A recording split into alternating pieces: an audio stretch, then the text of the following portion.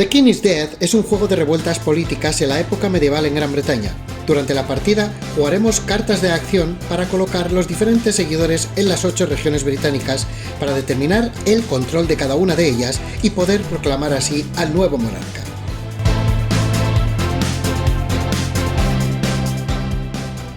Hola amigos del plástico y de la madera, bienvenidos a Kicking 5. Os presento The King is Dead, un juego de 2 a 4 jugadores, aunque también Ricky Royal ha desarrollado una variante no oficial para jugar en solitario que está bastante bien, os la dejaré en la descripción del vídeo.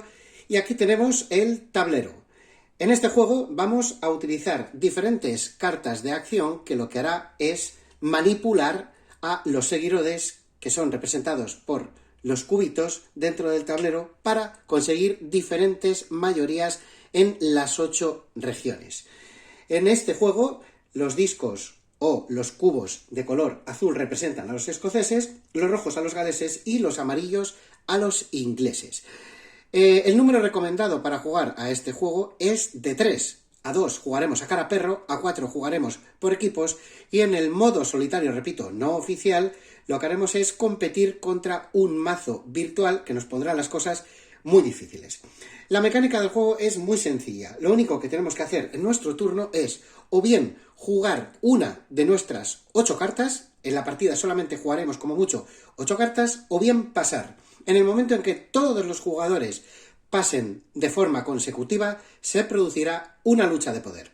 Las luchas de poder es básicamente ir a la región que tiene el número más bajo y que todavía no ha sido resuelta y ejecutar las mayorías en el caso de que las haya. Fijaros aquí, por ejemplo, en la región de Moray, que sería la primera que tendríamos que resolver. La facción azul, que sería la escocesa, y la roja, que sería la galesa, están empatados a 2 cubitos, lo cual quiere decir que no hay ninguna mayoría. Imaginemos que la facción azul tiene 3 cubitos. Cuando tenemos esa mayoría, se resolvería de la siguiente manera.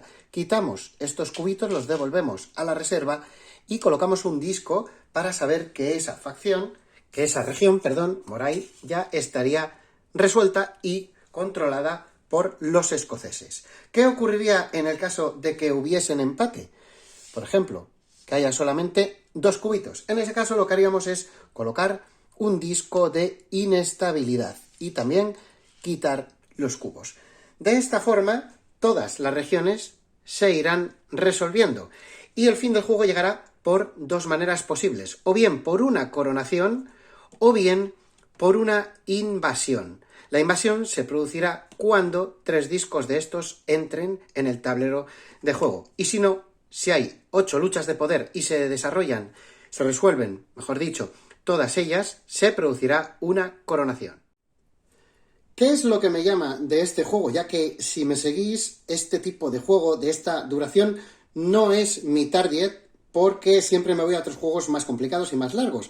Pero ¿qué es lo que ocurre? Pues lo que ocurre es que al final, siempre que juego este tipo de juegos, un Seven Wonders Duel, un Watergate, un Blitzkrieg, ese estrato de juegos que son más cortos, en este caso The King is Dead, siempre me quedo con buen sabor de boca porque tienen juegos que no son nada convencionales en el sentido de que no es un juego de mayorías puras, sino que tiene una pequeña vuelta de tuerca que hace que todo cambie y las sensaciones sean completamente diferentes. ¿Por qué digo esto? Pues digo esto porque en el turno, además de que juguemos una carta, lo que tenemos que hacer es coger uno de los seguidores, los cubitos son seguidores de una facción, y quitarlo del tablero para que forme una corte, lo que llama la corte. Es decir, aquí al final de nuestra partida tendremos en teoría 8 cubos para contabilizar nuestra corte, que serán de diferentes colores o no. La historia es que lo que vamos a tener aquí va a hacer lo que desemboque en ganar o perder la partida. ¿Por qué? Porque la mecánica de mayorías, que no son mayorías puras como podría ser un El Grande, que sencillamente meto más cubitos en un sitio y me llevo los puntos, no. Aquí hay una cosa que es muy curiosa. Yo, si quiero potenciar una zona para conseguir un control específico de una facción, por ejemplo, imaginad que yo aquí utilizo cartas para meter cubos amarillos porque quiero que esta región sea controlada por la facción amarilla, pues intento meter el mayor número de cubos. Pero ¿qué ocurre? Que al final mediante una de las dos condiciones de fin de partida, me es interesante que tenga cubos, seguidores de esa facción que yo he hecho que sean controladas las diferentes regiones. Pero claro, al hacer esto e intercambiar por un disco de control en esa zona amarilla, recordad que los cubos amarillos desaparecen del mapa. Y no solo eso, sino que al final de nuestro turno tenemos que coger un cubo amarillo si queremos luego puntuar al final de la partida y ganarles a los demás por tener más cubos amarillos que ellos. Así que, a la vez que yo potencio una región, también tengo que debilitar otra sacando un cubo amarillo. Esto es realmente lo que más me llama del juego y lo interesante que tiene el juego, porque cuando jugamos las primeras partidas no tenemos ni zorra idea realmente de lo que está pasando, cómo va a desembocar y cómo se va a desarrollar la partida, sobre todo si jugamos a 3 jugadores.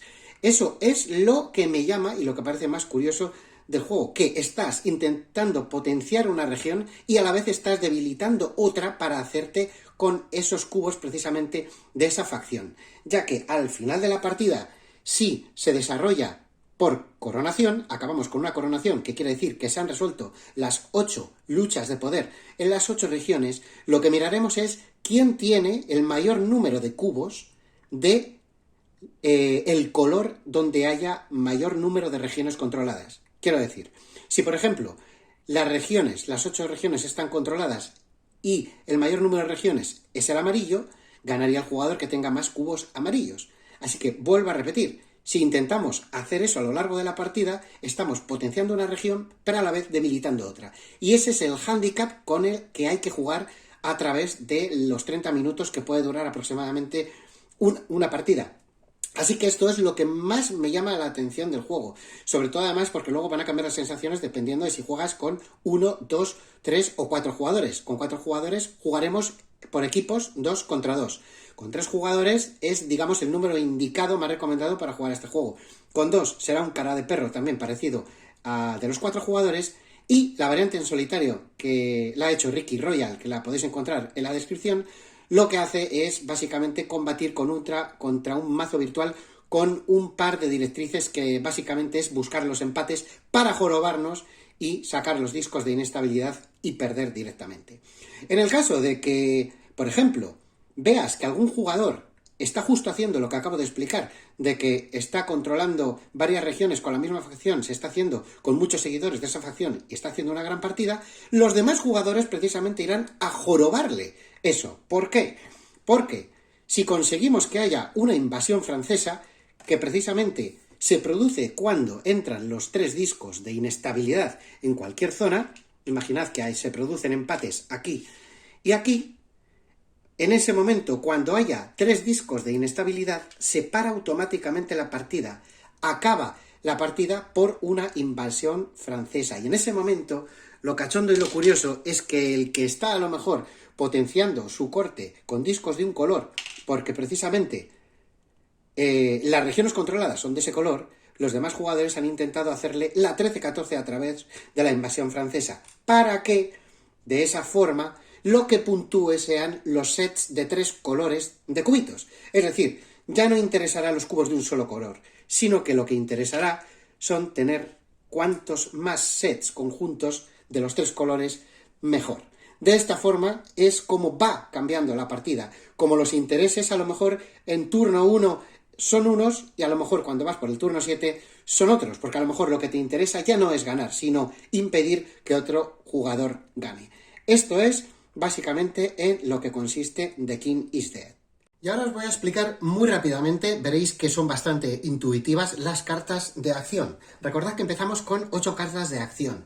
Y las básicas, ya que tenemos una especie de modo avanzado, son estas que veis aquí. Estas serían 3 de las 8. El apoyo inglés, escocés y galés. Básicamente son iguales.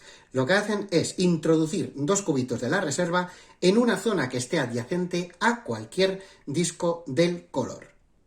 Mientras que en las cartas de agrupar, que tenemos 2 exactamente iguales en el mazo de las 8 cartas, lo que hace es introducir un cubo de cada una de las facciones en cualquiera de las regiones del tablero. No hace falta que estén adyacentes y de hecho puede ser en la misma, así que podremos mezclarlos.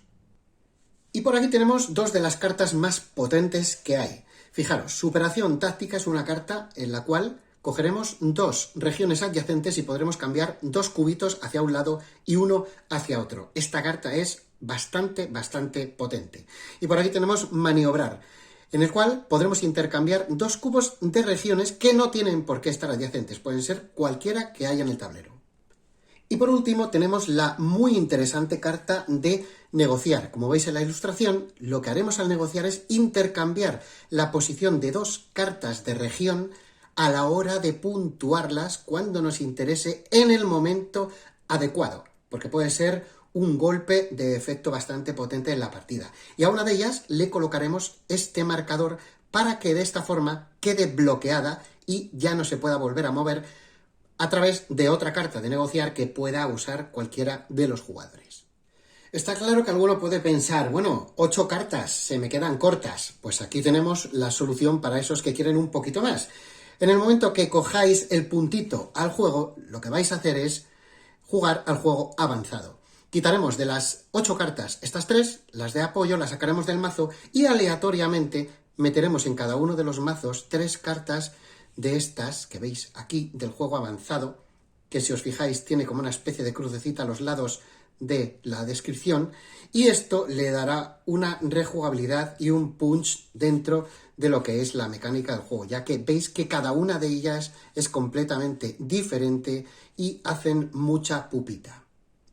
Y en el momento que os consideréis ya unos jugadores experimentados, también en el juego viene la variante de los vikingos noruegos, donde simplemente metiendo o añadiendo unos cubitos tendremos también otra variante diferente para darle más rejugabilidad al juego.